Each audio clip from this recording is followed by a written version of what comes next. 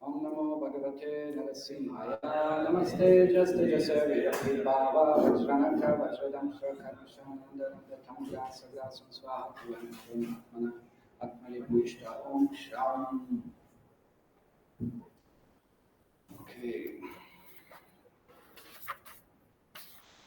I offer my respectful obeisances unto Lord Nrsimha, the source of all power. O my Lord, who possesses nails and teeth just like thunderbolts, kindly vanquish our demon-like desires for fruitive activity in this material world. Please appear in our hearts and drive away our ignorance, so that by your mercy we may become fearless in the struggle for existence in this material world. For those who are a little bit more advanced in spiritual practice, or at least think themselves so, there is a question. And those who are not advanced, of course, they will not notice that I'm asking a question. Like somebody behind playing with mobile phones. So the question is, now we offer the prayer to Lord Nrsimha to vanquish our material desires. And in general, if we ask anybody, in any sampradaya, any bona fide, any even Vaishnava practice, somebody who practices the Vaishnava process.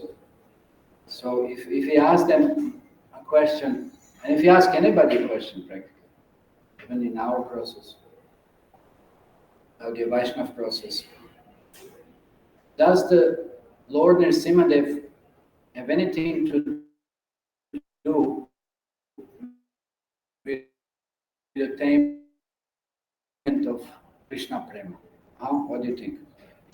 Nrsimha, we know what is the feature of Lord Nrsimha, what are the features, what are the qualities, how he appeared, a little bit at least. I hope somebody has some idea, no? And Golok Vrindavan, Madhurya Lila and Krishna Prema. So are those two in some way compatible or not? What do you think? Simple question. I don't think it's a very difficult question, but it's a question. Just want you to think a little bit, to try to express some of your understandings, whatever you've gained so far. And especially said this is for those who are a little bit more exposed to this Krishna conscious practice. Choosing association, that's a different thing. Let's focus on Nrsimha. Nrsimha, is in any way Lord Nrsimha having, it's okay, but let's put it simply. Is in any way Lord Nrsimha having anything to do with achieving Krishna Prema? I think there can't be a more simple question than this. What is Krishna Prema? We want to achieve love of Krishna, right? So now, what does Nrsimha has to do with it? Or is it, or it's not? think for 1 second. Because if you worship Lord Nrsimha, where do you go? What do you think? What's the final destination? You worship Lord Nrsimha, where do you go? To Mayapur? Huh?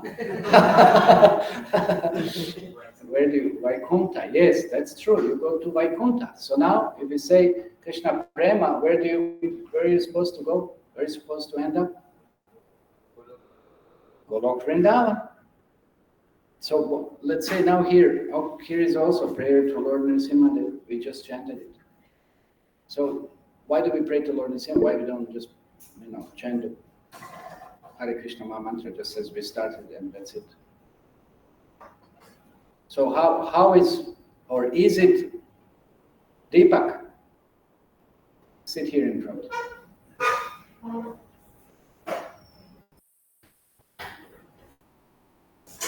Now, how is there any connection between Lord Nrsimhadev and Krishna? In practice of Krishna Prema, to achieve Krishna Prema? Bhakti. Bhakti. Is Hanuman having Bhakti? Who says Hanuman has Bhakti? He has or he doesn't have? Who says Hanuman doesn't have Bhakti?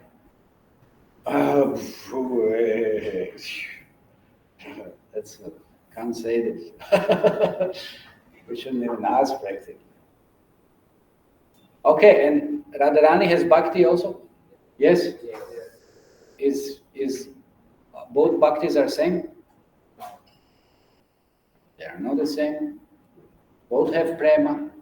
Hanuman also has Prema, but there are different levels of Prema. So many different levels. And every rasa, has the Prema which is deeper than the other one. And of course, nothing can compare to Srimati Radharani's surrender and dedication to serving Krishna. She has Maha Bhav. Okay, anyway, coming back. So what to do with Nrsimhadev and achieving Krishna Prema? Deepak, is there any connection or not? Because he said if you worship Nrsimhadev, you go to Vaikuntha.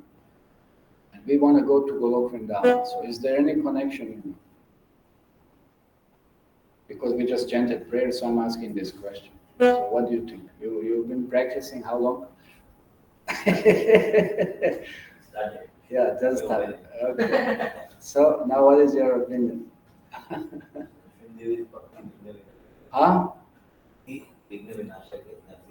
So he protects the bhakti.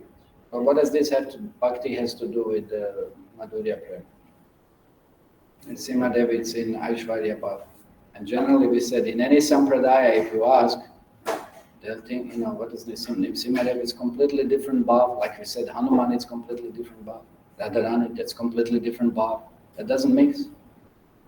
So then how can there be any connection? So in our process to achieve Madhurya Prema, whatever obstacles, Nrsimhadev will protect. Okay, in our process, whatever obstacles, Nrsimhadev will protect. Where you heard that? Okay, any other opinion? Yes? Roshan, Bolo.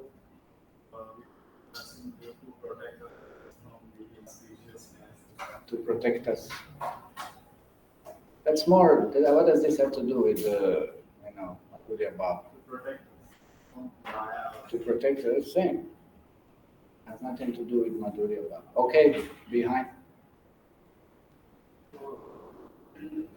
Before achieving love of God, there is a stage unarticulate.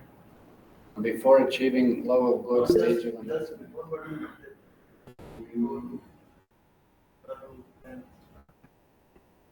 Lord Nrsimha removes all the anarthas. Okay, Lord Nrsimha remove all the anarthas. There was some statement here, something about lust. He removes the lust. Okay, I will share something that is written in one book by one of the greatest acharyas named Bhaktivinoda Thakur. First he wrote Navadvipdam Mahatmya, and he wrote this book on the basis of describing the position of the holy places, like itihasa, history, of the place.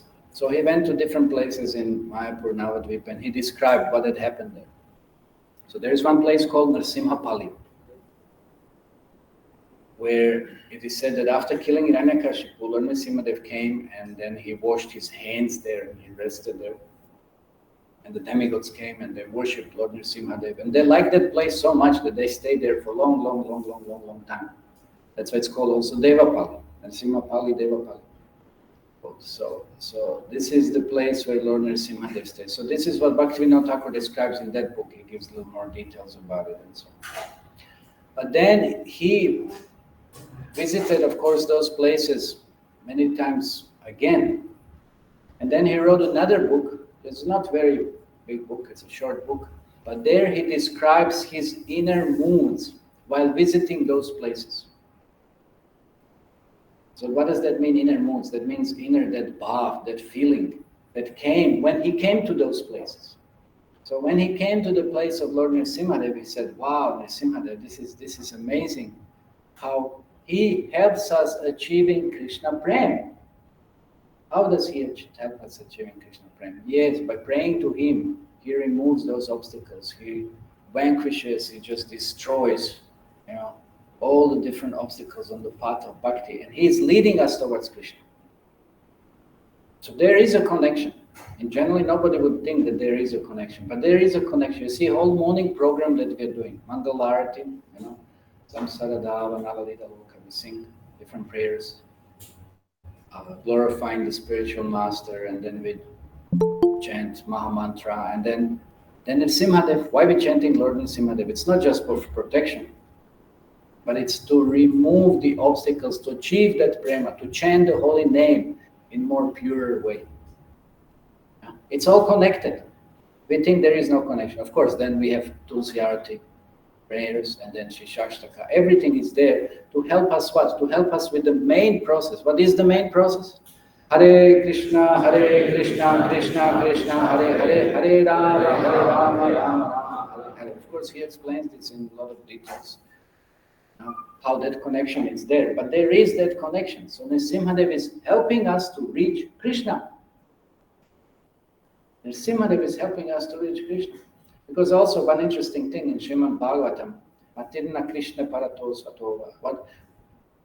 What did Prahlad, whom did Prahlad Maharaj pray to? He prayed to Krishna.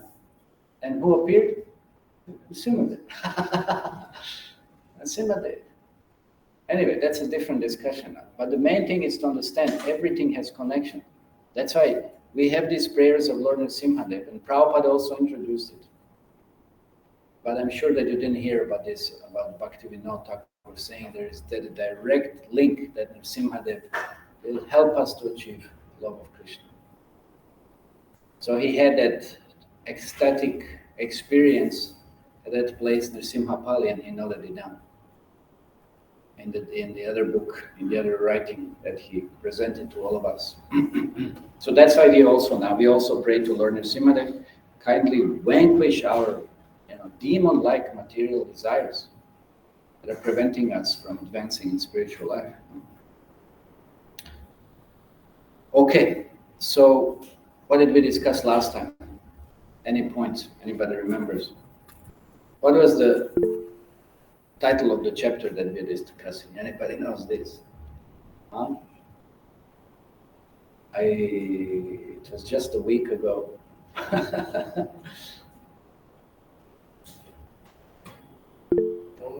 What are we discussing about? See how much Maya you under, whole week you're so much in Maya, you can't remember Krishna. It's very difficult. What did we discuss? We're discussing this chapter already for a few Saturdays. And I didn't look now, I just opened. I remember. I remember what this chapter is and how is it entitled.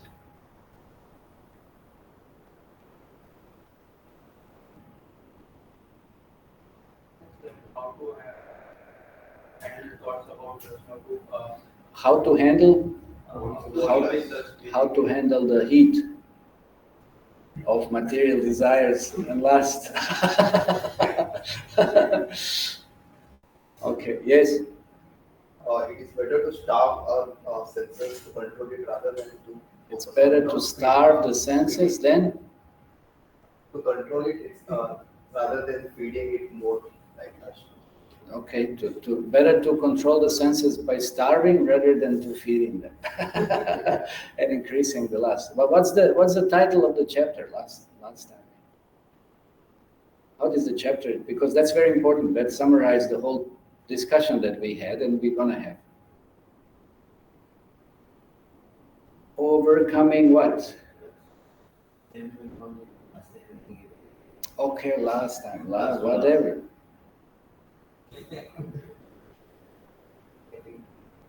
Now we have to have some smart, what does that matter? Overcoming. If you discuss something for 1 month, there's really something left, no? What are we talking here about? What are we discussing? What's the main subject? Okay, more precisely? Sexual desire. That's what we are talking about. No? So how to overcome sexual desire? That's the subject. Okay, so last time, what were the points? Okay, what were the points last time? What did you hear? So I can also hear. One should come at least to the mode of goodness. One should come at least to the mode of goodness. Okay, that's better than any other, but still binding.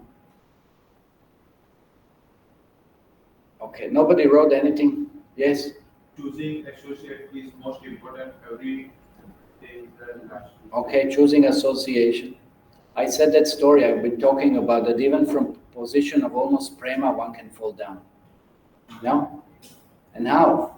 How is that the case? How is that possible? We may think, once you achieve, higher level of bhava, which we said, Bharat Maharaj, and then we said, even almost to the point of prema, one can fall down. You are in a position of prema, so to say, practically in the spiritual world. Then why do we come here to this material world? So always we have to be cautious. Always we have to be cautious. Of course, it sounds very burdensome. Oh, always I have to be conscious, but it is in one sense. But then you occupy yourself by loving Krishna. Then you'll never forget Krishna. Just like when you fall in love, whatever the expression is. Whom do you think all the time? Whom do you think? You're always thinking about that person. Huh? Always, always, always, always. And you can't think about practically anything else. That's some kind of resemblance of absolute absorption in Krishna. Of course, that fades away very soon after a few days, immediately starts, finding faults and so many things, and just the whole lusty bubble bursts, disappears. But in spiritual world, there is ecstasy is ever increasing, and that focus remains, very, very strong. But again, if we lose the focus, you fall down. So you can fall down any moment. We should never, this is the warning. That's why we are here discussing this over and over. We should always remind ourselves, we have to be cautious. You have to be cautious. You go just here in the temple or somewhere, and then there's so many girls are there. And if you start contemplating anything, you lose the focus. You're gone. You're finished. You're finished. You just drift a little bit, you're just swept away by the current of lust. No? So every moment, practically, we have to be very cautious, because you may think, oh, it's very nice to be swept away. No, oh, it's so interesting, exciting, so this and that. But what is the price one has to pay for it later on? Do we think about that? That's what intelligence is meant for. It's absolutely not worthy. And you find out, I've been so cheated. I've been so cheated. I allowed myself to become such a fool, to become cheated by this illusion. That's why it is illusion. You think it's going to make you happy, but it just makes you utterly miserable. You think I'm getting some ecstasy, but you end up in greatest agony. Yeah. So we should not allow that. But how we don't allow that? By strengthening intelligence. No, we talked about that. By gaining more and more knowledge, more and more understanding what are the consequences of any kind of activity that we perform, on any kind of thought that we cultivate. So we have to be extremely cautious. No? So we shouldn't allow that what we think it's very nice, ecstatic, lusty feeling, because it's going to end up in a lot of trouble, enormous trouble, a lot of disaster. It's not worth the price we have to pay for it. So that's why this is the chapter. That's why I said overcoming sexual desire. So everybody has sexual desire. There's nobody who is exempted, who has material body. But now, to which degree and how one handles this, that's a different discussion. But it doesn't matter. It's still, the principle applies to everyone. Everybody has to be cautious and aware of it. And then see how one can transform or channel it. Because that's the only hope then. If we don't know that, then of course we'll be just puppets in the hands of lust. And as I said, end up in a lot of trouble. Okay, so we talked about, if somebody is really very much agitated, then there was discussion about marriage. And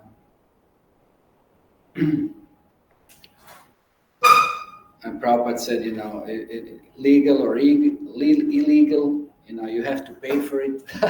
That's like a hungry man, you have to pay for the food you're eating. That was funny.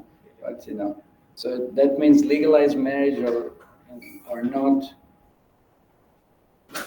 So Grihastha life, it's a concession for lusty desires and the rules and regulations. Because when one is lusty, then he'll be lusty after every woman. It doesn't matter. Every woman will appear, like the object of gratification. So if one gets married, then one will be at least, in that way the wife will help one being focused, being controlled, and he won't create disturbance anywhere else with that lust. So he'll be that lust will be directed, channeled, towards only one object. So that's why usually marriage is very helpful. So Srila Prabhupada was talking, everybody in this material world come with these lusty desires and greediness. Speak even Lord Shiva, Lord Brahma, they're examples. I'm just going fast, just giving a little summary because you didn't give. So how to avoid that sexual desire? So by certain austerity, tapasya. And the greatest tapasya is chanting. To fix the mind on chanting. But we were talking about chanting mantra offenselessly, that it's most powerful. It's most powerful. And then one can stick and follow all the 8 features of Brahmacharya. We give example of Haridas Thakur. He was so fixed by his chanting that he wouldn't be lured even by Maya Devi. You know that Haridas Thakur was, how many times he was. That's a very interesting thing. Earlier, sometimes I was reading Chaitanya Charitamrita and I said, what is going on? How many times Haridas Thakur was tested? Anybody knows? How many times? 4. Who said 4? Any other? How many times he was tested? Every moment he was tested. No, it's twice, he was tested twice. First, that the young girl came, no? She was, the best in his profession. She was, like really the top professional. And then he made her a devotee, no? But then later on also, what happens? The Maya comes herself. And she tries to lure Haridas Thakur into sexual acts. What does that mean? I was thinking a little bit about it. You may think sometimes, wow, I've conquered Maya, no? Sometimes you may think like this, wow, you see this girl came and I said no. No? And you may feel very proud, you feel very, oh, you see? You know how we are practicing so nicely. See? You see? But that's not enough. See, Maya may come herself. But Maya doesn't have to come herself. She'll send someone else. And whether then you will pass the test or not. See? But the problem is if you become proud like this, because there's no place for pride in spiritual life. You know, that's very dangerous. Still, you cannot boost yourself that you're anything in spiritual life. And I'm so much this, and I'm so much that, and I'm accomplished in this way and that way. That's also very dangerous, because then you will seek someone who will who you wanted to recognize this. That's another type of Maya. That's another type of fall down. And then any other person comes and tries to glorify you, and then you'll accept that glorification. That means you're already fallen. And then you will seek association of someone who's glorifying you. And you're gone. You've fallen, you're gone, you're finished. So that was very interesting. That was very instructive, you know, Haridas Thakur. Who's Haridas Thakur? Of course, he's, you know, such an exalted eternal associate of Lord Krishna, of Chaitanya Mahaprabhu, you know. So he had been tested like this twice. So we should also be very cautious. We may be tested many times. There's no end of testing. That's why in the beginning, what did we discuss? In the beginning, I said, you know, we always have to be cautious. Always have to be cautious. It's like, you know, you can't be indifferent. It's like Arjuna again on the battlefield. Can you say, okay, now I'm taking break just in the middle of battlefield. And, you know, my bow is a little heavy, and I'll put it down, and you know, I'll just take a coffee, some chai break or something. You know, and you know, and arrows are shooting here and there. He's finished. No. Can't play like this. You're in the middle of the war. You can't play around, because you'll be finished. You're dead. Can't allow that. So in the material world, actually, every moment it's like this. It's like a warfare. If you put your guard down, punch in the nose. That's it. You're finished. Can't do that. If you go to fight, you can't do that. Things like this. That's crazy. You know, people like to challenge some. You know, sometimes you see these boxers, something UFC, whatever nonsense is going on. You know, they sometimes do like this. They get punched. You know, they may be playing around with their so this and that, and then they get knocked out. You can't play. You just can't afford yourself. So we are here in this material world, and every moment we are surrounded, because we have the lust. You see, we should never forget. It's not a problem about the environment. We have the lust, and we are attracting more lust. That's the thing. And if we would have been pure, then no matter what's in the environment, we'll make environment pure. We'll affect the environment by purity. But we are inviting and invoking trouble. So we have to be cautious. Say, okay, still there is some lust. We have to be honest. There is some lust there. Because what is very interesting, you see, let's say, how do girls respond? They feel some lust. They feel somebody is contemplating me. And they have like a radar system, you know, really. Why are you laughing? They can sense who is lusty after them. They can sense that. Like sometimes you're let's say you're on top of the building or something or whatever, and you're looking down. And then you see, whatever. And then you see some girl looks up exactly where you're standing, and she sees that you're looking at her. You ever had that experience? Or you're on top of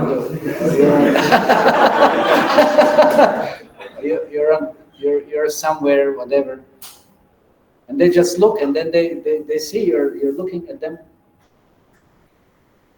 Anyway, you'll see. You didn't notice so far, but now you'll see. They have this radar system. They can really spot, what's going on. They can feel it, And sometimes they look, they're expecting that somebody, but then if you don't, then they get very frustrated. They get very upset. Then they'll create agitation, even more. So point is, anyway, we always have to be cautious, because the lust will be detected. Any contemplation, any look, and then you'll get in trouble. You'll get in trouble. So that's why we have to cultivate that purity. We have to cultivate that higher taste. So we don't start contemplating in the first place, or to speak of any other following developments. Jayatu Vishayam Punsat, Sangas Deshu Pajayate, Sangat Sajayate, Kama Kamat Kruda Vijayate, and so forth. So no contemplation. Better to contemplate on Krishna. I want something beautiful. How beautiful Krishna is. You should think. It said that in the material world, the greatest myth of the world or universe, whatever, is just like frog. We think there's something beautiful there or something. So even not insignificant, it's worse than that. So how Krishna is beautiful, how Krishna is attractive. Okay, so by holy name, if we chant the holy names, then hopefully we can be protected or wake up to the point of some intelligence, that may help us control the lust or divert the lust, dissolve the lust.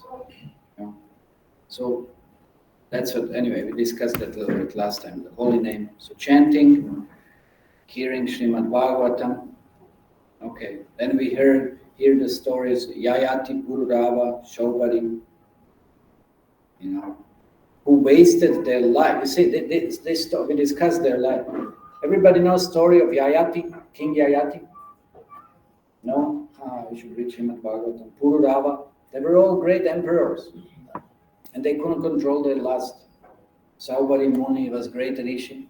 He saw fish copulating. He became agitated. He went to king and married 50 daughters of his. But what was the point? They all expressed, they wasted their life trying to enjoy sex. There's no enjoyment in it. They wasted. They wasted their lives. So these stories are recorded so that intelligent people can come to the same conclusion simply by hearing about them. So what is the use? Like Vishwamitra, he was very angry, when he was distracted by Menaka, And he was so angry, oh no, what did I do? Why? It's like, I wasted all my tapa for just some stupid sex life, Who was born Shakuntala, whatever, He was so upset. I wasted so many years in doing so much tapasya just for this. I fell down like this, such nonsense. So all these great personalities, they wasted their life and they didn't achieve satisfaction. Yayati, what did he say? He said it's just like pouring fuel on the fire. And he asked, even he was getting old. He asked his youngest son, "Give me your youth. I'm still not satisfied." And then he said, this is such a nonsense, such a waste of life. So we think if we engage in the sex life, we will be happy. You'll never be happy. You'll just become more agitated, more agitated, more agitated, more agitated, more agitated. There's no end to it. That's it. You'll never be satiated and happy. Because it's an addiction. Every addiction has same symptoms.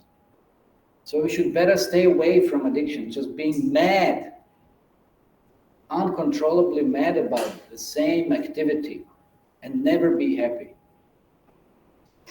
And we act in such a disgusting ways to try to satisfy this sexual desire. You may lose all your friends, you may do so many disgusting, disastrous things in your life. Why? Because just that lust, never be happy. So that's why these examples are given, and they made those statements, warning us, don't get involved in this nonsense. It's not worth it.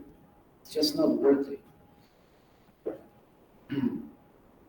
So then we talked about hearing Krishna's pastimes with the gopis, of course, from the proper stock, from the proper source, then that will purify the lust.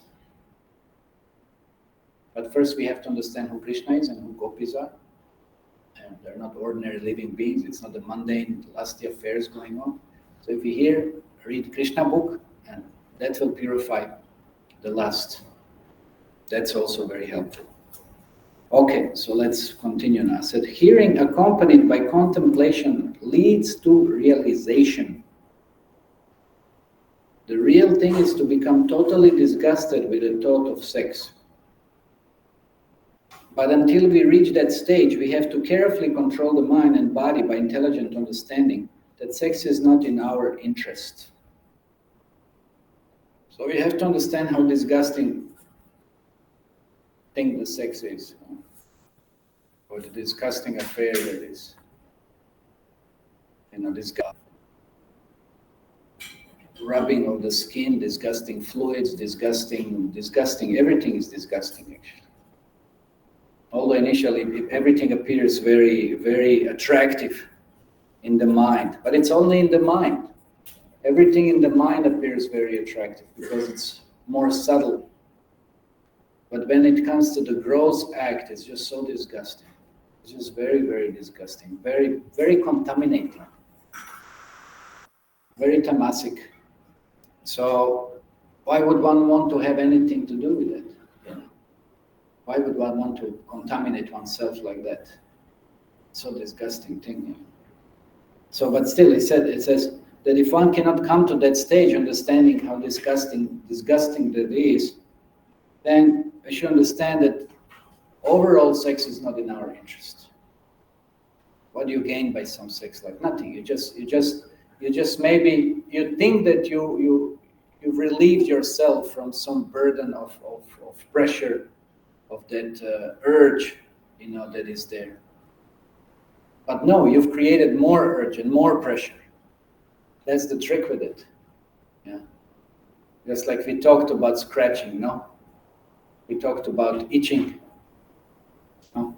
The more you itch, the more you'll feel the urge to itch more. So therefore, the intelligence should be applied to consider the following points. Okay, so now listen, what are the following points? The temporary nature of the beauty of young women. The young girls of today are old women of tomorrow. So these are some points. So why nobody notes this down now? Note these things down. Unless you want to, take the snap from the book later on. But better you note this down. It's greater purification. I'm not going to give this book, actually. Note things down. Write it down. So how to use intelligence? Okay, you're attracted to beauty of a young girl. How long she'll be young and attractive? Depends when you meet her. You may get in big trouble if you meet some minor girl. That means below 18. So then we have to consider below 18, definitely. Anything below, you end up nicely in the jail. You'll be in big trouble, no? And you hear enough of examples of that. So, okay, let's say you meet in 20s. Okay, so maybe what? 10 years? 10, 15 years maximum. And then after that, you'll see. 10, 15, you may say, wow, that's a lot of time, a lot of fun. It's like, 10, 15 years. But that's another question, whether you meet somebody and somebody will be interested or whatever. But that's another illusion, It's like another thing which is not, I don't know if it's here. Okay, this is different thing. Okay, but how many things, you see the girls, how their appearance is artificial, no? How many artificial parts on their body they have? You don't know that. Maybe, they have these eyelashes they can put and remove, no? That's also there. I'm just talking simple things. There's so many other, Maybe they can dye their hair. It can look this color or that color. No. They might think, wow, this is far out. Yeah, but once they wash this, that's, it's gone. maybe they, there's so many things. We don't have to, nails, okay. Anyway, we don't have to. I'm just giving an example, no? Something. How many things are artificial? You have no idea. Maybe they have some iron rod instead of their bones or something also. Maybe they underwent some operation or something. That's not funny. That's there. That's normal. But you have no idea about it. Definitely, they might have, how they call it, different implants, no? Plastic implants, in different places. That cause cancer, The girls get a lot of trouble because they go for plastic surgery, putting implants on different places of the body. So foolish, It's like, so how much of it is so real, apparently real? You have no idea. But once you find out, then it's too late.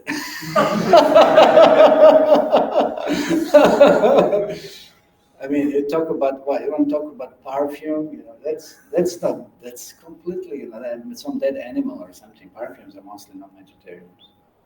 That also you didn't know, for those of you who are using perfumes,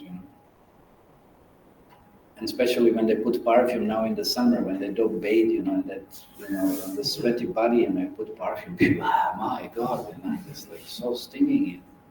It's worse than anything. Anyway, so that's another consideration. How much of it is it real? Real Maya. There's a real Maya and artificial Maya, whichever you want. Both are nonsense and both are temporary. So that's what we have to be conscious of. How illusion is. But illusion, of course, illusion is very powerful. But still, we have to strengthen our intelligence. So that's one point. That beauty is not long lasting. That beauty is just like, like there is a season, no? There is a season of pollinating, no? Flower is there to attract the bee or the bug. And then once the business is finished, that's it. You understand? So once you're attracted and you're trapped, the business is finished. No more attraction so much anymore. Then second point. Okay, anybody wants to comment on anything on this? Anybody has any questions? I mean, of course, this can be a whole seminar discussion, but I'm just mentioning it briefly. Illusory nature of woman's beauty, anyone's beauty, whatever. It's temporary. It's really temporary. And then what you're left with afterwards. And the real point. Okay, I'll just say one thing. When you're lusty, you're actually blind by that lust, just like anything. You're completely blind. All you see is that implants on the woman's breasts. That's all. That's all. You don't see anything else. You're so blind. When you're blind with lust, then you will think all the implants are very beautiful. See, that's the nature of lust. It completely covers intelligence. And you'll be lusty after every girl. And you'll think every girl is very beautiful. No? So that's real deep Maya, real deep illusion. So we should understand by intelligence, it's temporary. It's temporary. We should not allow ourselves to be diverted by it. It's extremely temporary. It's not worthy, because after then you're bound, and then what you're left with, what you thought it will satisfy you, even then it's not there. And on top of how many other things are there, you have no idea what the person's nature is. You have no idea what the person's character is. You don't know what the person desires. You don't know, none of this. You'll have to live with their emotions, which can be absolute madness. You have to live, you have to live with so many things. But you don't see it, and you don't consider any of that just because of lust. So how blinding that lust is. So we should be using our intelligence, understand It's so temporary. That so-called beauty, so-called attraction, it's so temporary. How much time they spend in front of mirror? They can spend hours doing this makeup for this and makeup. Makeup means what is not there. So you have to make up. Yeah. So the more they spend, the more they have to make up. No, and they spend a lot of time. And I've seen many times, it's like when they don't have makeup, and it's like, when they don't have, and then all the reality is exposed, all the reality is exposed. But you see, when they put me, amazing, what a Maya, really, what an illusion. And they're expert. They know the art. And if they don't know, they go and pay for it. Somebody else does it for them. No? They're ready to spend so much money, to bewilder fools who are lost. Yeah, that's what goes on. Just like today, I was thinking about one thing. It just came to my mind. There's nothing contemplating, but it was just interesting. The daughter and mother, sometimes they come. So I just remember one thing, if you are attracted to the daughter, let's say you want to marry a daughter or something, then just look at her mother. That's how she will look after a few years. So are you attracted towards her mother? No way. No way. But that's a reality. Yeah. Don't laugh. It's a fact. You want to marry a girl, just look at her mother. And think I'm marrying her mother now. See, that's after a few years, that's how it's gonna be.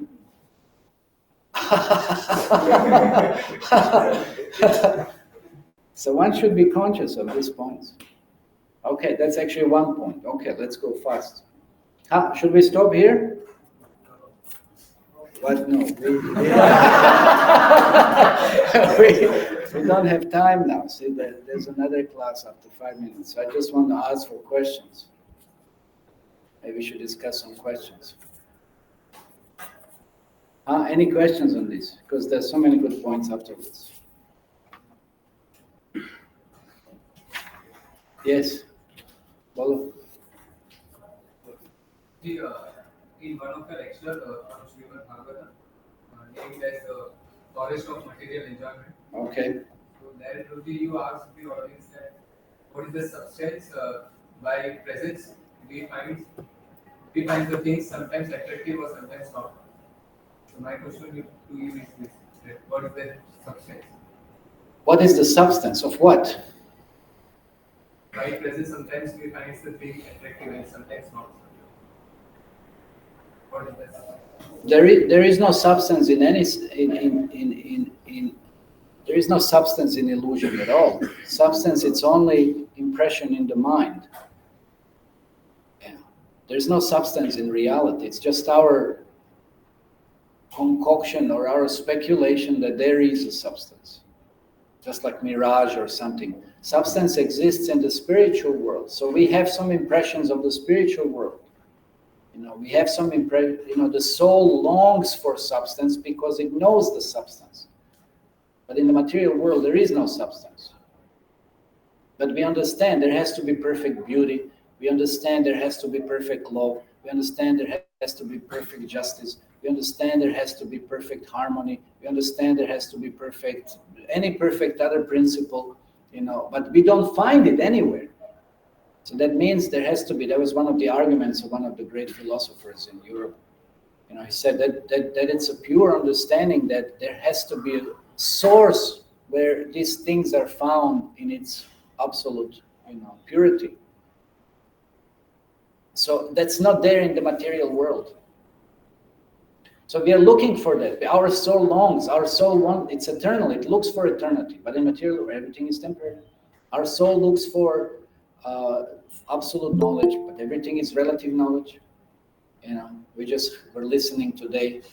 We had some meeting and there was discussion about quantum physics. Everybody, all the scientists argue and understand that they don't know anything about quantum physics.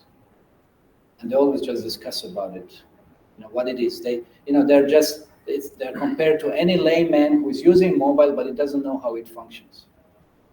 You know how to use it, but you don't know how it works. It's like that. So these physicists and modern day scientists are just like that. They're using technology. They know how to get benefit of it, but they don't know how it works. Yeah. So material world, they're looking for so knowledge is like this. It's not perfect.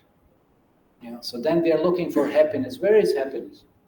It's always mixed with so much misery and suffering. So that's not happiness. That's not bliss. But we are still longing for it.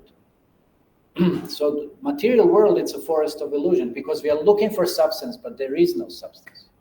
That's the whole point. There's absolutely no substance in the material world. It's just a reflection. It's an illusion.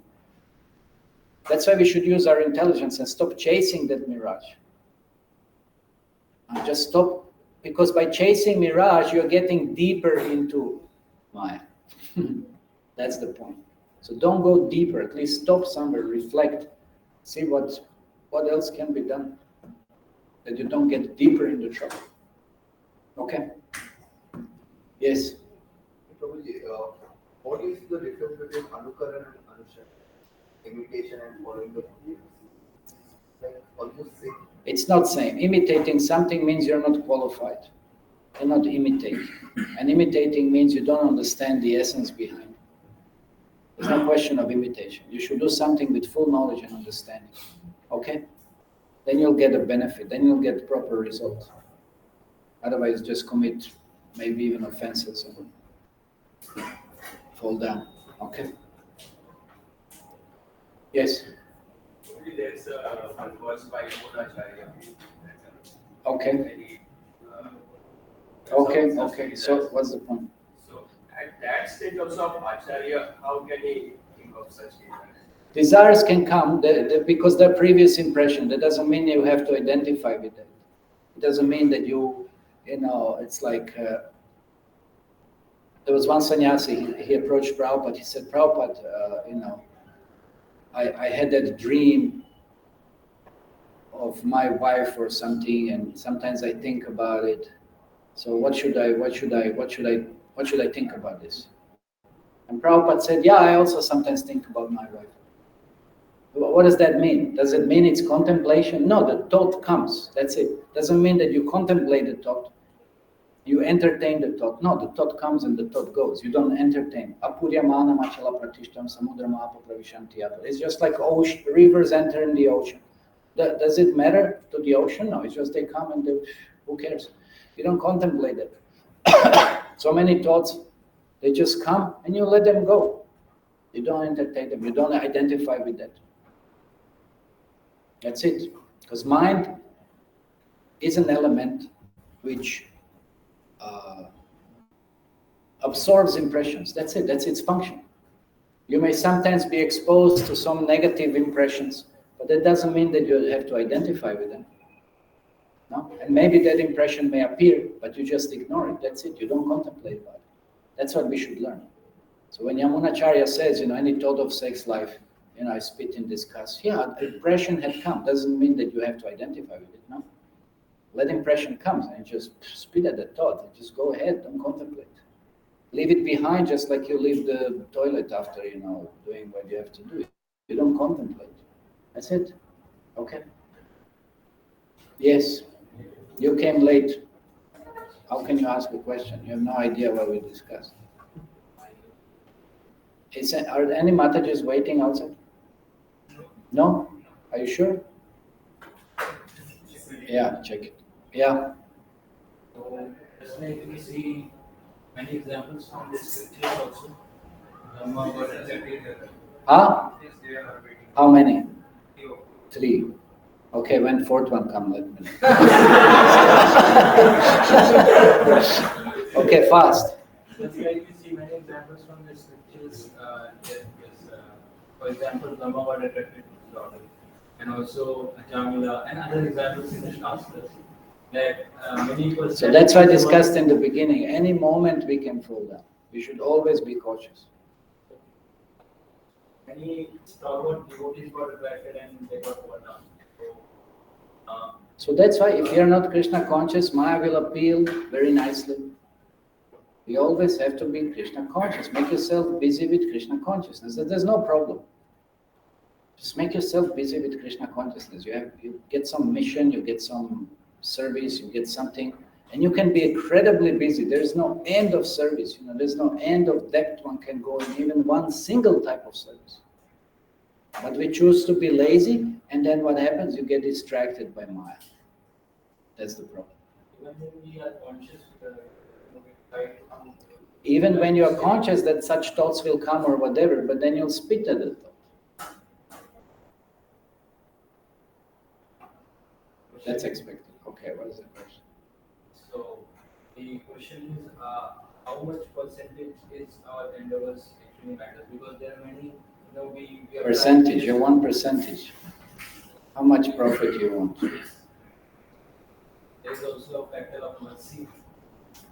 Factor of mercy. Mercy is there. Mercy is given to you in form of instructions. Now it's up to you how much you're going to take to it.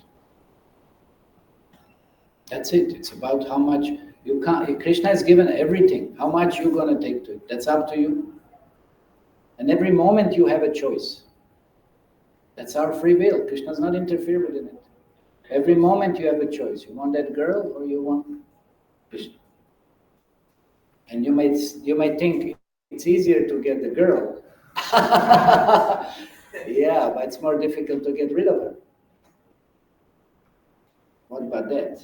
And what if you don't start liking her anymore? Then what are you going to do? Then she'll be stuck, just like lychee, those lychees, they stuck and they suck your blood. I mean, I'm just giving an example of this. You can't get rid of it. Yeah.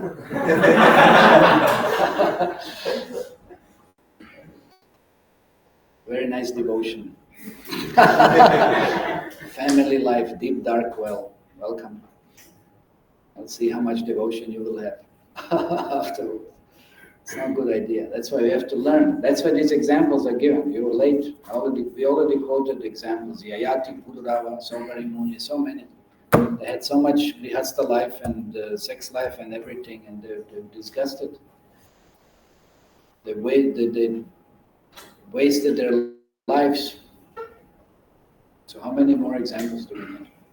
Okay, I suggest we stop here and we'll discuss outside of the classroom. Okay, so Prabhupada ki Chakra.